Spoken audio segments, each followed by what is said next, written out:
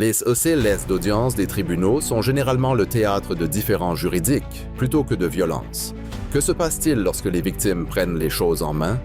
De la mère qui s'est vengée du meurtrier de sa fille dans la salle d'audience, aux membres d'un gang qui a été brutalement assassiné par plus de 200 femmes en plein jour, voici les cas de condamnés qui ont été instantanément tués au tribunal. Klaus Grabowski. Marianne Bachmeier est devenue un nom connu en Allemagne lorsqu'elle a été surnommée la mère vengeresse après qu'une tragédie déchirante ait frappé sa vie. Son histoire a commencé le 5 mai 1980, lorsque sa fille de 7 ans, Anna, a été brutalement assassinée par un homme nommé Klaus Grabowski. Anna était une petite fille charmante qui avait un avenir brillant devant elle, mais tout a changé à cause des événements qui ont conduit à ce jour fatidique. Avant ce terrible incident, Marianne jonglait avec sa vie de mère célibataire à Lübeck, en Allemagne de l'Ouest. Elle gérait un pub et élevait Anna tout en faisant face au fait qu'elle avait mis 2 de ses enfants précédents à l'adoption. Ce n'était pas facile. La vie était une lutte constante, mais Marianne faisait tout pour subvenir aux besoins d'Anna. Ce jour-là, Anna a séché l'école après s'être disputée avec sa mère et malheureusement, elle s'est retrouvée chez Grabowski. Grabowski était un meurtrier condamné et ce jour-là, il a commis un acte encore plus horrible. Il a fini par étrangler Anna avec un collant, ce qui est absolument glaçant. Après le meurtre, Grabowski a caché son corps dans une boîte en carton et l'a enterré près d'un canal. Ce n'était pas son premier crime non plus. Il avait un casier judiciaire pour des infractions similaires, ce qui a rendu les choses encore pires pour Marianne. La fiancée de Grabowski l'a dénoncé après que la police a été appelée, menant à son arrestation le jour même. Il a avoué avoir tué Anna, mais a nié tout abus sexuel, ce qui a vraiment mis tout le monde sur les nerfs pendant le procès. Pendant le procès, beaucoup ont été stupéfaits par l'équipe de défense de Grabowski. Ils ont prétendu qu'il avait agi en raison de problèmes hormonaux causés par une castration antérieure. Pouvez-vous le croire? La plupart des personnes assistantes au procès n'ont pas cru cette histoire. Cela ressemblait à une excuse pathétique. Pendant ce temps, Marianne était assise dans la salle d'audience en essayant de se contenir alors que les détails brutaux du meurtre de sa fille étaient révélés. Mais elle a atteint son point de rupture. Le 3e jour du procès, elle est entrée dans la salle d'audience avec un pistolet Beretta calibre 22 caché. Cela a marqué un tournant que personne n'a vu venir. Elle a tiré sur Grabowski 7 fois, ce qui ressemblait à un acte symbolique pour chaque année de la vie d'Anna. Marianne a ensuite partagé qu'elle avait envisagé de se venger dans un rêve et avait même écrit une note qui disait « Je l'ai fait pour toi, Anna ». Cet acte de désespoir a suscité un immense débat public autour de l'idée de justice personnelle et de justice légale. En 1983, le tribunal a condamné Marianne à 6 ans pour homicide volontaire avec préméditation. Le verdict a déclenché une grande conversation autour de ses actions et de savoir si sa punition correspondait au crime qu'elle avait commis. Beaucoup ont ressenti de la sympathie pour sa situation, tandis que d'autres pensaient qu'elle devait faire face aux conséquences de ses actes. Au final, Marianne n'a purgé que 3 ans de prison et elle est sortie libre. Cependant, la vie lui a infligé un autre coup tragique. Des années plus tard, on lui a diagnostiqué un cancer et elle est décédée le 14 septembre 1996 à seulement 46 ans. Elle a été enterrée aux côtés de sa fille bien-aimée, Anna. L'histoire de Marianne Bachmeier n'est pas seulement un récit de chagrin et de vengeance. C'est un rappel poignant des luttes d'une mère qui a affronté une douleur inimaginable et des longueurs auxquelles elle est allée pour protéger la mémoire de sa petite fille. Cela fait réfléchir sur la justice, la vengeance et ce qui se passe réellement lorsque le cœur se brise au-delà de toute réparation. Aku Yadav. Bharat Kalisharan, mieux connu sous le nom d'Aku Yadav, n'était pas un simple fauteur de troubles. C'était un gangster indien notoire dont l'histoire s'est terminée dans un affrontement explosif dans une salle d'audience. Ce type était comme l'incarnation de la peur dans sa communauté. Pendant des années, il a été le cerveau derrière d'innombrables actes criminels allant du cambriolage aux invasions de domicile. Il ne s'est pas arrêté là. Enlèvements, extorsions et même meurtres en série faisaient partie de son sinistre CV. Imaginez vivre dans un endroit où vous ne vous sentez jamais en sécurité à cause du règne de terreur d'un seul homme. C'était la réalité pour les habitants de Kasturba Nagar. Au cours de sa décennie de terreur criminelle, Yadav aurait commis au moins 3 meurtres et agressé plus de 40 femmes et jeunes filles. Il avait une emprise sur les forces de l'ordre local, utilisant des pots de vin et la corruption pour rester un pas en avant des conséquences de ses actions. Les fonctionnaires étaient souvent indifférents au rapport de ces crimes, menant à des affaires classées sans suite qui ne faisaient que le renforcer. Les gens étaient fatigués et frustrés de le voir échapper à la justice à répétition. Yadav était connu pour envahir les domiciles, exigeant souvent de l'argent tout en agressant froidement les femmes et les enfants. La situation a touché de près beaucoup de gens, en particulier une femme qui venait d'accueillir son bébé Dishotse 10 jours plus tôt, mais qui s'est tragiquement suicidée après que Yadav l'ait violée. Pouvez-vous imaginer le niveau de désespoir pour pousser quelqu'un à cela? Yadav a été arrêté 14 fois stupéfiante, mais à chaque fois, il retournait dans la communauté comme un fantôme. Avançons jusqu'au 13 août 2004, lorsqu'une audience potentielle de libération sous caution menaçait de le remettre une fois de plus en liberté dans les rues. Le mot s'est répandu rapidement, et un groupe de 200 à 400 femmes s'est présenté au tribunal, armé de simples couteaux à légumes et de sprays au poivre. Elles étaient pas prêtes à prendre les choses en main. Alors que Yadav se pavanait dans la salle d'audience, il a eu l'audace de se moquer d'une de ses anciennes victimes et les choses se sont rapidement échauffées. Une femme courageuse lui a fait face et a déclaré que c'était un combat pour sa vie contre la sienne. Ce moment a allumé une étincelle, motivant les autres femmes à la rejoindre dans un front uni. Avec un effort coordonné, elles ont entouré Yadav et lui ont infligé plus de 70 coups de couteau. Ce n'était pas un affrontement ordinaire dans une salle d'audience. Le chaos a échappé à tout contrôle, alors que les agents présents sur les lieux se sont retrouvés attaqués avec de la poudre de piment, les laissant incapables pendant le tumulte. Les cris de Yadav implorant pitié ont résonné dans la salle d'audience alors que les femmes exerçaient leur vengeance. L'intensité du moment a vu une femme supposément mutiler son corps, ce qui n'a fait qu'ajouter à l'horreur qui se déroulait. Même la police, qui a généralement le contrôle de telles situations, est restée choquée et désemparée alors que les événements dépassaient l'entendement. Après coup, bien que certaines des femmes aient fait face à des accusations de meurtre, le manque de preuves solides a rendu difficile de les tenir responsables. Beaucoup dans la communauté les voyaient comme des héroïnes plutôt que comme des criminels, estimant qu'elles ne faisaient que se dresser contre des années d'oppression. La transformation de la salle d'audience, passant d'un lieu de justice à un lieu de vengeance brute, a laissé les gens débattre pour savoir si Yadav était en fait le véritable méchant ou si les femmes étaient devenues des héroïnes à part entière. Au final, le chaos au tribunal est devenu un symbole puissant de résistance contre des années de peur, marquant un moment décisif dans la lutte contre la violence et la criminalité. David Paradiso. Le procès de David Paradiso a pris un tournant choquant après qu'il ait été accusé d'avoir poignardé sa petite amie, Eileen Pelt.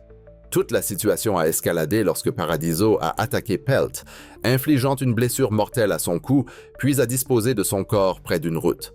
Ce crime brutal découlait d'une dispute qui a éclaté entre le couple à l'arrière de la voiture de sa mère, mais ce qui a déclenché la bagarre n'est pas clair, laissant de nombreuses questions sans réponse. À 29 ans, Paradiso a affirmé qu'il éprouvait de la paranoïa et pensait que Pelt voulait lui faire du mal, conduisant à la confrontation tragique. Après le meurtre, les choses sont devenues encore plus folles. Paradiso a pris sa propre mère en otage, la forçant à le conduire dans le comté d'Amador pour se débarrasser du corps de Pelt. Lorsqu'il a finalement été arrêté par les autorités, tout le monde était anxieux de voir comment le procès allait se dérouler. Pendant le procès, il y a eu de forts arguments de la défense qui affirmaient que Paradiso était sous l'influence de drogues dures au moment du crime. Sa mère a témoigné, dressant un tableau de sa santé mentale déclinante, ce qui a ajouté une autre couche de complexité à l'affaire. Le 4 mars 2009, Paradiso a pris la barre pour expliquer sa version des faits. Cependant, les choses ont rapidement dégénéré pendant une brève pause. Paradiso a soudainement attaqué la juge Cinda Fox, la poignardant avec une arme inconnue. La salle d'audience a éclaté dans le chaos et au milieu du tumulte, les agents ont ouvert le feu, tirant sur Paradiso à la tête. Cet acte choquant a entraîné sa mort sur le coup dans la salle d'audience. Heureusement, la juge Cinda Fox n'a subi que des blessures mineures et elle a réussi à rassurer les journalistes sur son état alors qu'elle était emmenée hors de la salle d'audience. Cet incident entier, du crime original au chaos dans la salle d'audience, soulève de sérieuses préoccupations sur la santé mentale et le potentiel de violence chez des individus comme Paradiso. Cela montre certainement à quel point une situation peut devenir imprévisible et dangereuse lorsque l'instabilité mentale est en jeu, surtout dans la chaleur d'un procès. Sial Angelo. À Salt Lake City, un membre de gang s'est retrouvé devant un juge, faisant face à de multiples accusations qui ont abouti de manière inattendue et tragique. Ce gars, Sial Angelo, n'avait que 25 ans et avait de solides liens avec le Tongan Crip Gang, l'un des groupes criminels les plus notoires de l'Utah. En 2008, Angelo était l'une des 17 personnes prises dans un vaste acte d'accusation de 32 chefs d'accusation de racket. Les charges n'étaient pas une plaisanterie, on parle de conspiration, d'agression, de vol et de possession d'armes illégales. Angelo n'était pas un gars ordinaire. Il mesurait environ 1,90 m et pesait environ 118 kg. Sa réputation comprenait de multiples vols et agressions violentes sur des employés de magasins et il s'était même engagé dans des affrontements violents avec des agents fédéraux tout en brandissant une arme à feu. Au moment où les procédures judiciaires se sont déroulées, la condamnation d'Angelo signifiait beaucoup car il était la dernière personne restante dans ce qui avait été un très long procès. Avançons jusqu'en 2014, le jour où les choses ont pris un tournant choquant. Un détenu familier des activités de gang est entré dans la salle d'audience pour témoigner contre Angelo et la tension dans la pièce a grimpé en flèche. Les responsables du tribunal ont fait une erreur en décidant de laisser Angelo sans entrave, pensant qu'il garderait son calme. Cependant, dès que le témoin a commencé à donner son témoignage, Angelo a perdu son sang-froid et s'est précipité sur lui avec un stylo. En un clin d'œil, le chaos a éclaté. 4 coups de feu ont retenti et Angelo a été touché à la poitrine par un marshal fédéral américain. La salle d'audience est devenue folle, les agents se précipitant pour évacuer tout le monde et mettre le témoin en sécurité. La mort d'Angelo a suscité une sérieuse conversation sur les préjugés raciaux dans le système judiciaire américain. Sa famille a rapidement affirmé que les agents avaient utilisé beaucoup trop de force et qu'il y avait des moyens de gérer la situation sans recourir à une action létale. D'un autre côté, certaines personnes ont soutenu qu'Angelo était pleinement conscient des risques qu'il prenait lorsqu'il a agi agressivement dans une salle d'audience remplie de forces de l'ordre. Suite à l'incident, la famille d'Angelo a poursuivi en justice, affirmant que leurs droits avaient été violés, mais malheureusement, leur affaire n'est pas allée très loin et a été rejetée sans grand succès. Cet événement tragique a non seulement mis en évidence les dangers de la culture des gangs, mais a également ouvert de sérieuses discussions sur le système sur lequel nous comptons pour assurer la justice pour tous. C'est un rappel que les situations peuvent s'aggraver rapidement et que les conséquences peuvent être désastreuses, impactant non seulement les individus impliqués, mais aussi leurs familles et leurs communautés. Nathaniel Richmond. En août 2017, une situation sérieuse s'est déroulée au palais de justice du comté de Jefferson à Steubenville, Ohio. Le juge Joseph J. Bruzzese Jr. s'est retrouvé dans un moment mettant sa vie en danger lorsque Nathaniel Richmond l'a visé alors qu'il se rendait au tribunal vers 8 heures du matin. Alors que Richmond sortait d'un véhicule garé à proximité, il a ouvert le feu sur le juge. La tension dans l'air était palpable alors que la fusillade avait lieu. Richmond n'était pas un simple passant, il était impliqué dans un procès pour mort injustifiée que le juge Bruzzese supervisait. Ce procès tournait autour de la mort de la mère de Richmond dans un incendie de maison en 2015. Ajoutant plus de drame à l'affaire, le fils de Richmond, Malik, avait auparavant été condamné pour agression lors d'un procès très médiatisé en 2013 qui avait mis la famille sous les projecteurs. Il semble que Richmond avait des frustrations profondes envers le système judiciaire, ce qui a peut-être alimenté son désir de confronter le juge de manière si violente. Au départ, lorsque les coups de feu ont retenti, le juge Bruzzese a été touché à l'estomac, le faisant paraître incapable. Mais juste quand il semblait que la situation ne pouvait pas devenir plus folle, il a sorti sa propre arme à feu, prouvant qu'il n'allait pas se laisser faire sans se battre. Alors que Richmond tentait de fuir vers son véhicule de fuite, le juge a riposté et un officier présent sur les lieux a rapidement rejoint la confrontation, poursuivant Richmond. Après que tout se soit calmé, le juge Bruzzese a été transporté par avion à un hôpital de Pittsburgh où il a subi une intervention chirurgicale et a miraculeusement survécu à l'épreuve. Malheureusement, Nathaniel Richmond a été déclaré mort sur les lieux, juste devant le palais de justice. Plus tard, les images de vidéosurveillance montreraient que tout l'incident avait été une embuscade planifiée contre le juge, rendant la situation encore plus glaçante. Comme si les choses ne pouvaient pas se compliquer davantage, le chauffeur du véhicule de fuite, qui était le complice de Richmond, a été arrêté et a fait face à de graves conséquences pour son rôle dans l'attaque. Cet épisode effrayant a soulevé de sérieuses préoccupations en matière de sécurité dans la communauté, mettant en évidence les risques que les fonctionnaires judiciaires encourent lorsqu'ils traitent avec des individus impliqués dans des crimes violents.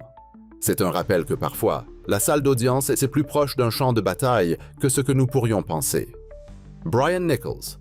Le 11 mars 2005, Brian Nichols était censé être jugé pour des accusations d'agression. Au lieu de cela, il a commis un acte violent qui a choqué tout le monde dans la salle d'audience lorsqu'il a assassiné 4 personnes.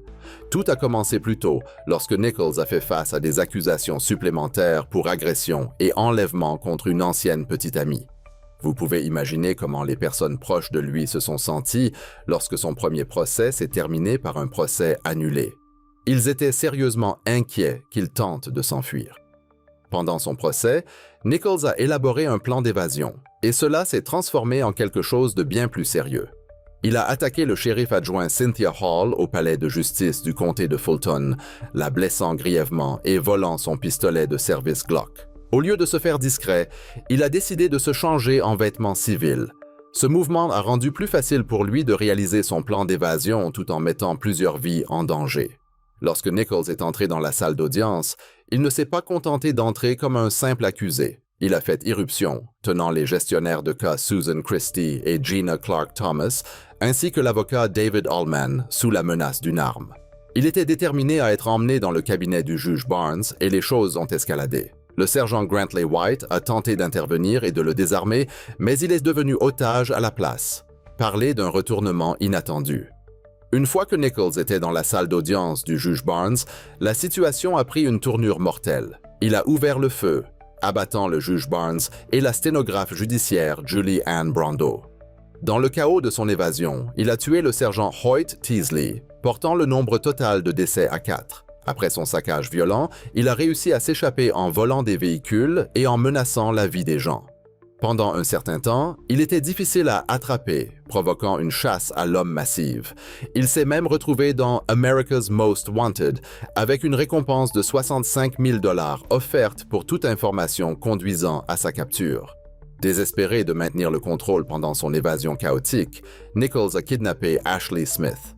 Il l'a utilisée comme levier, menaçant sa vie pour assurer sa propre liberté. Dans un autre acte choquant, il a abattu l'agent spécial de l'ICA David G. Wilhelm, prenant son insigne et son arme à feu pour alimenter davantage son plan d'évasion. Dans un coup du sort, plus tôt, Smith avait contacté les forces de l'ordre au sujet de Nichols. Heureusement, la police a rapidement répondu à son appartement à Duluth, en Géorgie. Après une impasse tendue de 7 heures, Nichols s'est finalement rendu aux forces de l'ordre.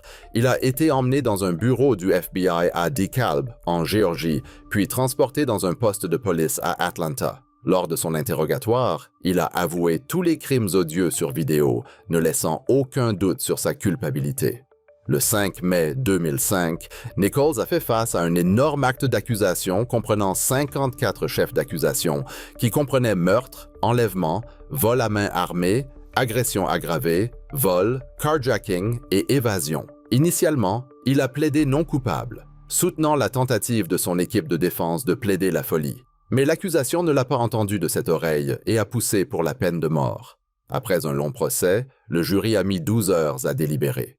Lorsqu'ils sont revenus, ils ont rendu un verdict de culpabilité sur toutes les charges le 7 novembre 2008. Suite à cela, le 13 décembre de la même année, le juge a condamné Nichols à de multiples peines de prison à vie sans aucune possibilité de libération conditionnelle. Étonnamment, la loi de Géorgie ne lui a pas permis de recevoir la peine de mort, même si l'affaire semblait assez grave. Maintenant, Brian Nichols purge sa peine au Georgia Diagnostic and Classification State Prison, où il est censé vivre le reste de sa vie derrière les barreaux. Il n'y a aucune chance de liberté, et honnêtement, il est difficile d'imaginer que quiconque s'intéresse à son histoire, mais cela sert de rappel à quelle vitesse les choses peuvent s'aggraver lorsque la violence est impliquée. Michael Marin. Le 28 juin 2012, quelque chose de choquant est arrivé lors d'une audience. Michael Marin, un financier américain et ancien trader de Wall Street, s'est suicidé là même dans la salle d'audience. Cet événement a pris tout le monde au dépourvu et a suscité de nombreuses interrogations sur la façon dont les choses ont pu si mal tourner pour lui. Pour comprendre comment tout cela a dérapé, nous devons remonter à 2009. C'est à ce moment-là que Marin aurait déclenché un incendie dans son immense manoir en Arizona. Il s'avère qu'il avait des difficultés financières et ne pouvait pas payer l'hypothèque, ce qui l'a mené à des mesures désespérées. Il a même essayé de mettre le manoir aux enchères, mais cela n'a pas non plus fonctionné. C'est alors que les choses ont pris un tournant sauvage. Dans le but d'attirer davantage l'attention sur la vente, Marin a décidé d'escalader le mont Everest. Impressionnant, non? Malheureusement, cette aventure ne lui a pas apporté le soulagement financier qu'il espérait. Face à tous ces échecs, Marin a pris une décision bizarre. Il a en fait mis le feu à sa propre maison, vêtue d'un équipement de plongée, et a utilisé une échelle de corde pour s'échapper. Après cela, il a été arrêté et a fait face à des accusations d'incendie criminel, lançant un procès qui est devenu un spectacle médiatique. Ce procès a commencé en mai 2012 et son avocat l'a averti qu'il pourrait être enfermé jusqu'à 16 ans. Cette nouvelle l'a durement touché et l'a lourdement pesé alors que le procès avançait. Puis est venu le jour fatidique où le jury l'a reconnu coupable. Lors de la sentence, les choses ont pris une tournure encore plus sombre. Des images vidéo ont montré Marin mettant quelque chose dans sa bouche et s'effondrant quelques instants plus tard. Les premiers intervenants l'ont transporté à l'hôpital, mais il n'a pas survécu. L'autopsie a révélé qu'il avait ingéré du poison pendant le procès. Les enquêtes ultérieures ont découvert un récipient étiqueté cyanure dans sa voiture, montrant qu'il l'avait probablement acheté l'année précédente, pleinement conscient que les choses n'allaient pas bien se terminer pour lui au tribunal. Lorsque le fils de Marin a reçu une note accompagnée de son testament, il est devenu clair qu'il avait planifié son acte final à l'avance. Sa vie, remplie de luxe, de voyages et de richesses, a laissé beaucoup de gens perplexes sur la façon dont il est tombé si bas. La manière dramatique dont il est mort au tribunal maintient son histoire vivante, faisant que les gens se souviennent de lui longtemps après son décès. Nous espérons que vous avez apprécié cette vidéo. Si vous souhaitez découvrir plus de vidéos que nous avons réalisées pour vous, cliquez sur l'une d'entre elles à l'écran ou consultez la chaîne. Merci d'avoir regardé et nous vous disons à la prochaine fois.